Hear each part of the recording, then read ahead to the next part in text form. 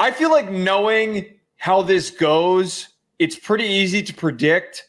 Not so much who needs him. This team does need him because they need a second outside corner. But knowing how this shit always goes, this is the team that's going to get him. Philadelphia Eagles. Yeah.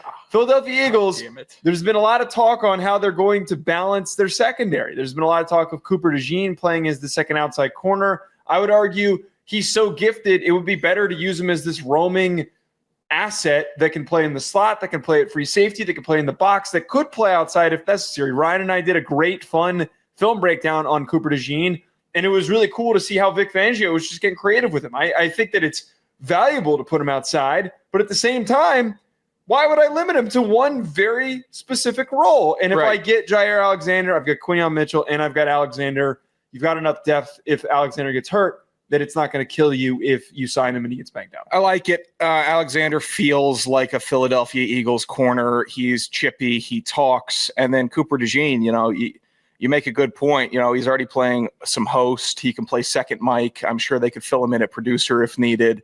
It's a little humor here for yours. A little production humor. I can only do a little bit of production humor because it's a good pick. And it's because it's something that the Eagles would do. If you had not written down Eagles, I would have written down Eagles because why wouldn't they? We have just seen them load up, and then when you think they're done loading up, it feels like the Eagles feel like when the Warriors signed Boogie Cousins. And that was the real backbreaker. We all felt like pretty poorly when Kevin Durant went to Golden State. And we're like, God, this is no good for anybody. And then here comes Boogie Cousins, who was before irrelevancy and whatever's going on in Puerto Rico right now with him and some fans. But while he was at some pretty strong powers, that's how the Eagles are operating, where they're not breaking the bank for the most expensive guy, but they're getting the player that you wish your team hadn't released. And it's a good operation. It's a good pick, Joe. My team, I'm going to do this without attacking the team, actually. And I love attacking this team, but I won't. I think Miami could use Jaire Alexander. I think Miami needs some help badly in the secondary with the incoming departure of Jalen Ramsey, which Mike McDaniel was kind of snippy about at his press conference today, or rather yesterday. A little snippy, which I didn't mind. It was better than him being quirky. I'll take him being snippy over that. But they are in some tough waters here with Storm Duck, Cam Smith, Artie Burns, and Jason Marshall Jr. in the defensive backfield. They at least, if they sign Alexander, they at least get a starting cornerback that can fill the role, and then maybe you play some catch-up ball, some scramble golf to fill up that second corner position.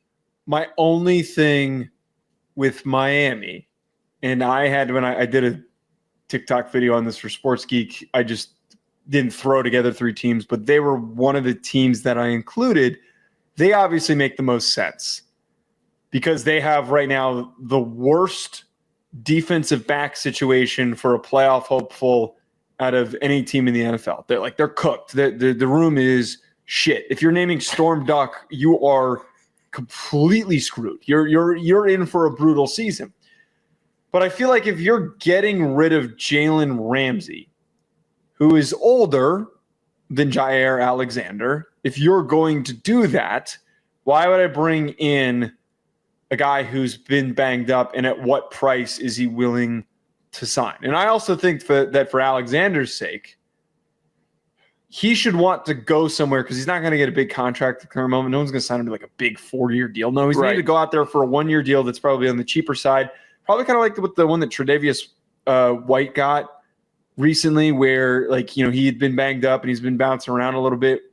Getting a 1-year deal is probably what makes sense. If I was him, I'd go to a team that's in Super Bowl contention. But Miami's fine. They definitely need a corner. You'd want to go somewhere that's in Super Bowl contention. That'd be great. But I don't think he's only 28. He's been at one team. He hasn't been like some journeyman or a legend that can just start saying, well, I just want to do championship or bust now. I got done so dirty in Green Bay. I don't think that Jaire Alexander is kind of afforded that from me or the fans. Oh, he's or from teams. Philly. Oh, God, it's perfect. Yeah, he's just going to have to go to Philly, man.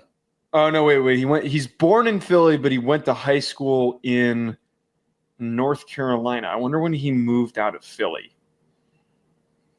God, I'd move back for that team. That solves all issues. He goes to a contender. If he's got some familiarity there, that helps. God, yeah. Well, we'll see what happens with Jaire Alexander. Certainly going to be the very rare big name player that is out there on the market. I'm sure that there are plenty of teams just completely freaking out to find a way to bring him in because it's hard to get good starting corners, health availability or not.